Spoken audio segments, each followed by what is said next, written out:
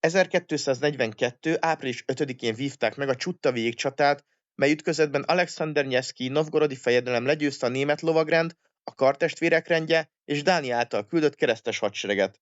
Nyeszkij mongol hűbérurai és az orosz városok segítségével mintegy 5000 ember gyűjtött, élükön 1242. április 5-én a Tyuttójegén szállt szembe a fele akkora, ám képzettebb keresztes sereggel. A csata elején Alexander Nyeszkij csapata kihasználta számbeli fölényét, körbezárta a lovagsereget. A bekerítés ellenére a győzelmet nem volt egyszerű kivívni, a keresztesek ugyanis derekasan harcoltak, a csatát a Tyuttójege döntötte el, melyet a kiömlő vér és a harcolók súlya jelentősen meggyengített, így az beszakadt a két sereg alatt. Ez volt a német lovagrend egyik legnagyobb veresége, melyet követően nem támadott többet orosz területeket.